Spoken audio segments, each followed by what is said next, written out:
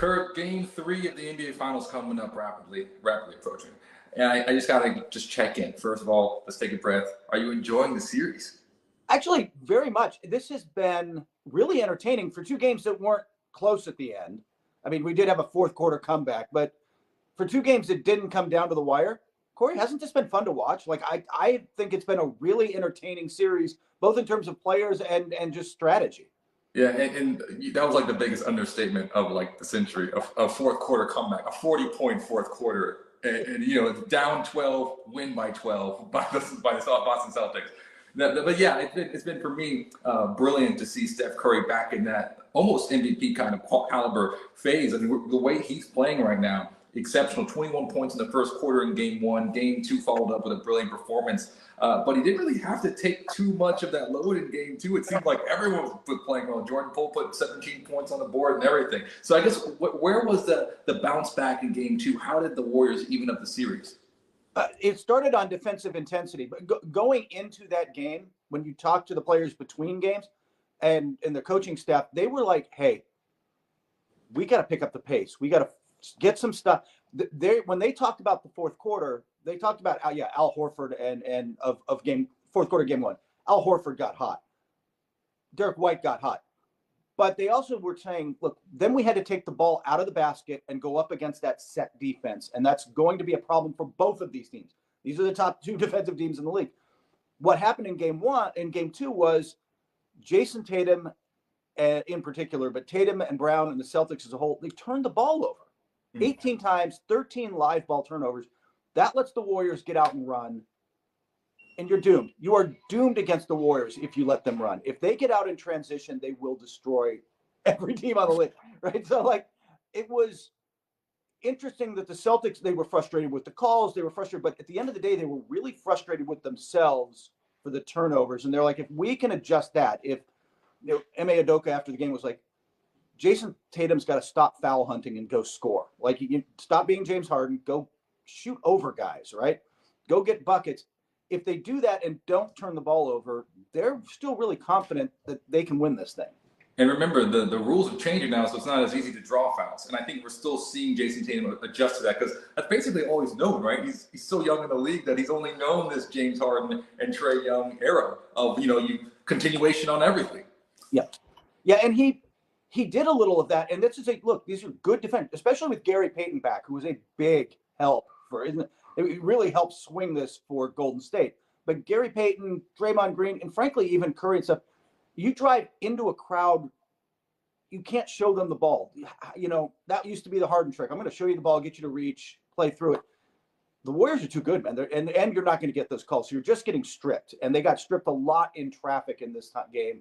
And there was frustration from their coaching staff that they drove into traffic and then tried to draw fouls. Again, also, by the way, in a final series, the refs pull it back, right? This isn't December anymore, man. Like, you're not going to get some of those calls. It's almost, it's really interesting. It's kind of like an escalator where, every series it just gets more and more tough. I mean, especially at game 2, we saw Draymond Green kind of see, you mentioned defensively, but he set the tone that this is what we're going to play. And the way that I think about this too is kind of like, okay, well, it's kind of like, I don't know if you play like piano and stuff, but in music, there's like these musical notations of like, the P or the F, like you play softly, but you play loud. Like, if you start a piece going loud, everyone's like, okay, I'm awake, I'm ready to go. Like, it's going to be that kind of night, right? We're at the orchestra and they're playing loud. It's going to be epic. And that's kind of how I felt when I saw that game 2. I was thinking, oh, wow, you go into the paint against this Warriors team. This is not the same Warrior team as game 1. You're going to get bruised up a little bit. And the refs played it. They said, okay, we're going to call it that way then. Yeah, no, Draymond talked about needing to set the tone and did. From the opening, he was playing it fortissimo from the opening, from the opening tip. But it worked, right? That he sets the tone for everything. And then, like I said, I think Jordan Poole, he did score 17. He did come on at the end. They played him through that fourth quarter when the game was out of reach to help him get his rhythm back. Because when he hit that half quarter, he was 4 of 16 in the series. He was getting targeted. But Kerr was able to sub some of those minutes out for Gary Payton. And Payton has played so well. Now, Iguodala didn't play, but Gary Payton played so well defensively and hit a 3, like made plays, but helped them so much defensively. And that's one of the adjustments I think you've got to see from the Celtics. Going home, I think you'll see them play with a little more confidence than they did in game 2.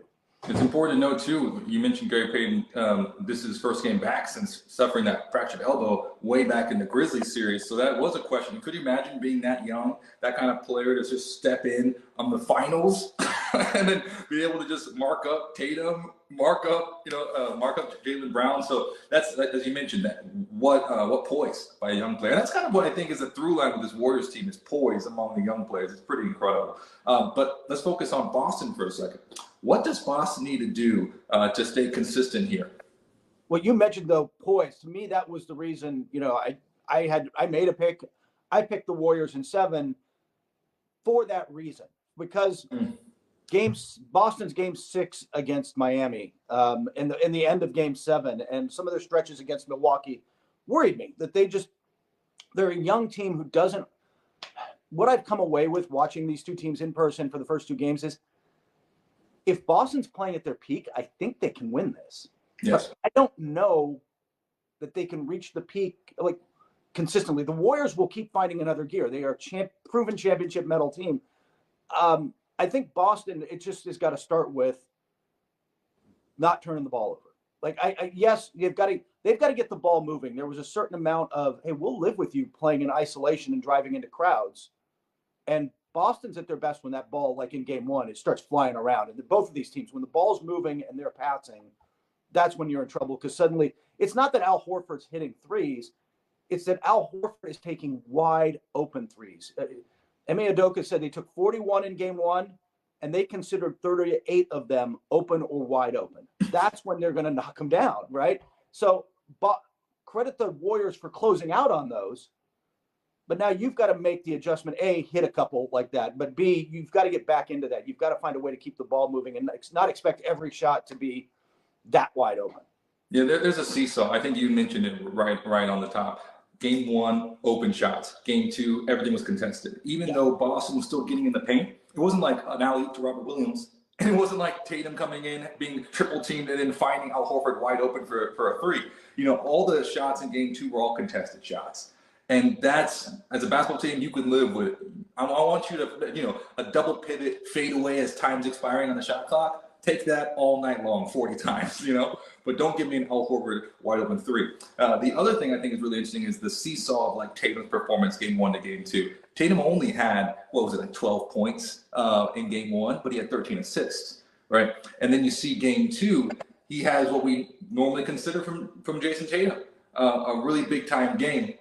28 points, 6 for 9, but 3 assists, right? And that's kind of the difference. They lose by almost 20 points, right? And the biggest lead all night was 29 for the Warriors. The assist number for Jason was rapidly down, or much lower. So I think for me, when I look at this, I'm thinking, okay, let's stop taking as many contested shots. Let's get back into our rhythm. And one way to do that, as you mentioned, is move the ball.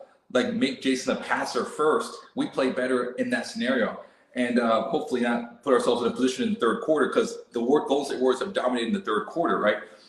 They're plus 35, but the thing is, the fourth quarter, that you're a team that does not give up. All season long, we've seen like this team. They may start slow. This is like the story of their season. They start slow, and then they turn it on late in the game. You have that in the bag. I think that's kind of something that Jason Tatum needs to understand is, early in the game, do what LeBron does so well. Get everyone else involved. Move the ball. Make sure that the Golden State Warriors have to be honest. And then in the fourth quarter, Jaylen Brown, can take over.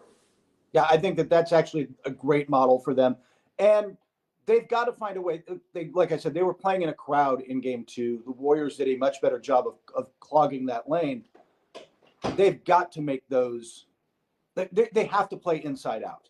These are 2 very good teams at defending the paint. You've got to play inside out and make those passes. And I believe they will. I think you'll see Boston be more comfortable with that at home. They weren't getting the calls, then they were getting frustrated about the calls and the physicality of the defense, and they let it get to them. Game 3, who are you taking? This is in Boston. I'll take Boston at home. I think they bounce back, but it's going to be interesting. I got a feeling we're going to come back for game 5 in Golden State with this thing 2-2. Like, I almost expect another split unless Boston can Boston consistently find that other gear? And I'm just not, after game 2, I'm not suddenly more sold that they'll be able to do that.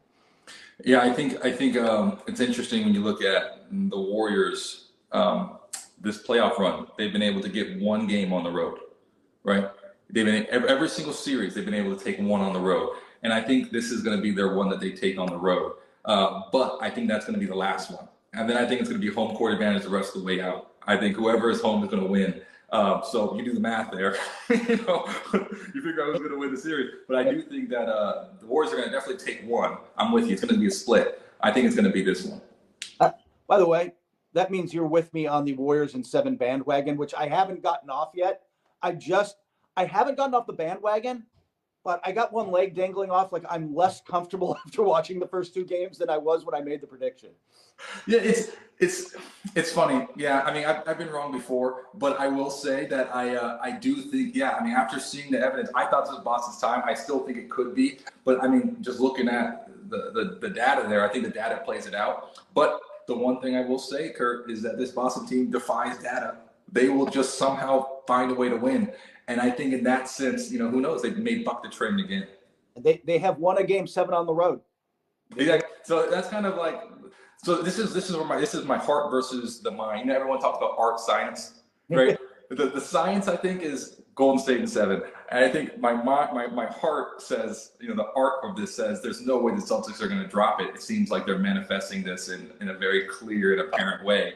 And it's just it would almost be, asinine for me to go against that clear destiny run. It's like, to me, it's almost going to happen. But I got to ask, Finals MVP, who are your top runners right now? It's Steph Curry, right? Like, it's Steph Curry to me is the clear front runner. And if the Warriors don't win the series, I don't know who it would be from Boston. Like, I'm not sure who emerges. I mean, Tatum would be kind of the logical person, I guess. Brown has played really a couple good games, but I don't know that we've got one from. Do you see somebody from Boston where you're like, man, that guy's your MVP right now? I want to say Jason, and I think that from the narrative perspective, it has to be Jason Tatum.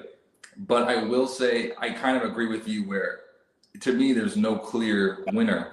And I wonder if you're going to get the same scenario like you did back in the 60s with Jerry West being having the dubious distinction of being the only player to lose a final but win Finals MVP. Do you even foresee? I mean, we're living in unprecedented times. Do you foresee Steph Curry joining that list? Yeah, LeBron almost did that in 2015. Like, everybody's mad. There's Warriors fans who are mad that that's the year Iguodala won and Curry didn't for Finals MVP. Curry got 0 votes that year. The people who didn't vote for Iguodala voted for LeBron, who was, remember, no Kevin Love in that series, and Kyrie Irving was out after game 1 due to injury, and LeBron was peak LeBron carrying that team anywhere near, into the games. I think you could see that here. I think that Curry, especially with some of the lineups, Klay Thompson still isn't Klay. He hasn't broken out yet. He's had solid, nice games. He hasn't broken out. Draymond Green's been great defensively, but I mean, Poole, I'm still not convinced this is going to be Poole's series. I know he had 17 last game, but they were a little more garbage timey. Curry's got to really carry their offense, and he really can. Like, he really is that good. And I think it's possible, like, if nobody really breaks out for the Warriors, for the Celtics, that if this thing went 7 and Boston won, Curry could still win Finals MVP. That would be wow. That's all I can think about that. That would be wow. The only other guy is the logo of the NBA. I mean, that's pretty crazy to think about. Another thing I want to draw your attention to, I know we love talking about the finals. It's the story right now, make no mistake. But I can't help it, Kurt. I'm reading what's coming out of Utah. You're hearing things like, what are you hearing about Quin Snyder and Donovan Mitchell's future? Like, what is this Jazz team going to look like? That's a really good question, and nobody knows. These rumblings, it wasn't a shock. The rumblings were kind of there for a while, and they've been all season that Quin Snyder wasn't totally comfortable, especially as new ownership came in and Danny Ainge comes in, and there's talk about philosophical differences, but where they're going to take this team. If the model that they built wasn't going to work, how do they tweak it? And there clearly was some differences about where to tweak it. And Snyder just felt it was time to walk away. It was time. This team would be better with a different voice in the locker room, and whatever direction Danny Ainge is going to take this thing. He's in demand. He's going to. Quin Snyder is going to have a coaching job in a couple of years, and I wouldn't be shocked if he's in your neck of the woods. If he is, or one of your necks of the woods, your old neck of the woods at least. If he would very much love to be the guy who takes over for Popovich, and I don't think that that's out of the question. He's from that coaching tree. It is possible. But Popovich gets to decide when Popovich retires. I'm really curious to see what direction they go with coach, because I think it'll tip the hand with what they're going to do with the team. If they go with Johnny Bryant out of New York, an assistant coach who deserves a job, but coincidentally very tight with Donovan Mitchell, same agent, that's one thing. And if they go with somebody like Terry Stotts, a veteran, that's a sign to me that hey, we're going to run this back, or something close to running this back, and we're going to try to get a little more athletic, and we're going to try to push through with this group because they think it'll work. So I'm really curious to see where they go with this. Yeah, the words coming out of Donovan Mitchell's camp, unnerved, is among them, and that's not a word you just see, especially in like today's generation. You don't just see the word unnerved floating around. That is a strong sentiment from your superstar. Given this backdrop, where all season long people are like, is he going to go to the Knicks? Like, like what's going to happen with Donovan Mitchell? Then you add in the unnerved word on top of that, and I think that is it's very scary if you're a Jazz fan. I think it's one of two things. I genuinely believe it's one of two things. But he didn't make that statement on accident. Either it's that. He's been thinking about leaving. Quin Snyder leaving gives him the chance to open the door. I can tell you there's people in Utah who have genuinely believed they were going to lose him to New York at some point. That's a very real thing. So that could be it. Or if you're really going to be cynical, and Andy Larson from the Salt Lake Tribune laid this out. Donovan Mitchell's represented by CAA. He wants his coach, Johnny Bryant from the Knicks, who's represented by CAA, to be the coach. So he says this, by the way, through Adrian Wojnarowski, who happens to be represented by CAA. If you want to draw those lines, you can.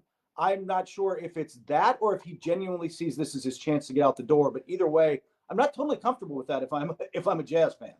Yeah, I think about Donovan Mitchell, and in today's NBA, you see a lot of players who are focused on their careers and their images, their brands, their legacies. But I will say, I feel just following Donovan Mitchell, I'm not not close to him. I'm saying as following him as a fan, he seems like more of the old school kind of player where it's more about ball and it's just more about what's the mission. The mission is to win championships. But I do think we're seeing almost like this innocence being taken away in that sense. Like we're watching it happen live of someone who believes that isn't it just if I do my job and like everyone does their job and we win a championship, right? And we're starting to see all the other things come into play where no, actually there are political differences here, philosophical differences, and there might be that Rudy Gobert thing that everyone's happening in the media that everyone's trying to hype up and trying to tear people apart. Like there's all these things around, like how are you one of the best teams in the NBA with the past couple seasons, but not translating into final success or in deep playoff runs. And I think that we're starting to see this kind of like, wait a second, like what's best for me as a player? And those are the same kind of conclusions that we saw like Kawhi Leonard make or James Harden make, all these players down the line. So I do think we're watching that awakening of, like the agency of the superstar.